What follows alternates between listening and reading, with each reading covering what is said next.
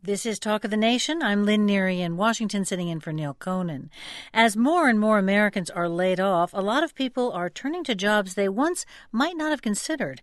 A laid-off security manager works as a janitor. A small business owner now earns an hourly wage. A government employee takes on a job in a diner.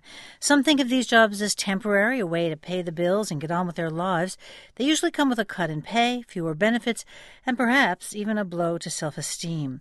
And in a down economy, even these so-called survival jobs aren't always easy to find. We want to bring another guest in now. Deborah Jacobson is the author of the book Survival Jobs, 154 Ways to Make Money While You're Pursuing Your Dreams.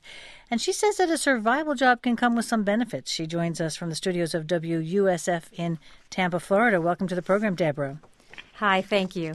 So what are the benefits of having this type of a job, Deborah? Well, first of all, I've been listening, and better to be underemployed than unemployed. Right. I would say benefits of taking jobs that maybe aren't what you're used to doing is you can develop some new skills, channel some new talents, meet people, interesting people, maybe in a different line of work than you're used to. Can open up your whole network of being, of living, of meeting people. Well, can you give some examples of what you mean by this can be a way to sort of think about your work life differently or discover new skills? What's a good example of that? A good example is when you take a skill that you have. Maybe you've always had a passion to do photography. Or I met somebody recently who bakes beautiful cakes, and she decided she lost her job to parlay that into her own business of designing them and marketing them. So sometimes something that looks like a negative turns into a positive. Now, I know that when you first wrote about this, you kind of approached it from the point of view of the fact that like many artists and actors who are trying to pursue a career in a market that's very difficult to get a job in, that they'll have to wait on tables. We all know that as the sort of classic example of the actor waiting on tables. Is it the same thing? Are we talking about the same thing now in this kind of a job market where people are losing jobs, something that has been their career for maybe 10, 15 years. They worked up to a certain salary, certain benefits, a certain sort of prestige, and they've lost that job, and now they're being a waiter. What's the difference there? The difference is, first of all, you're right. The lingo for survival jobs came from that, from actors, writers, artists, painters, directors who had a dream. And just when someone would say, what's your survival job, it was just what's the way to put food on the table to make money.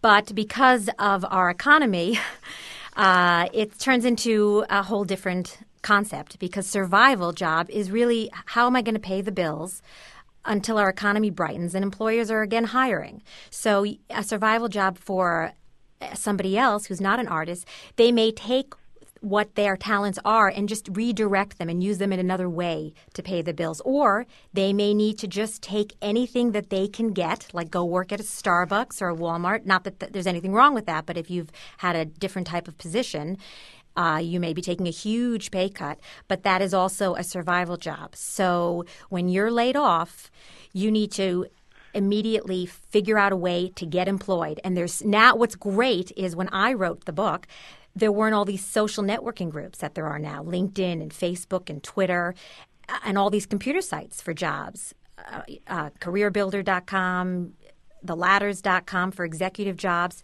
monster.com. There's so many ways out there now to network. More than 35 million users are on these sites. And if you have to take some survival jobs like we're all talking about, or more than one, something in the evening for a few hours and something in the morning or something on the weekend, or help out like the tree guy said.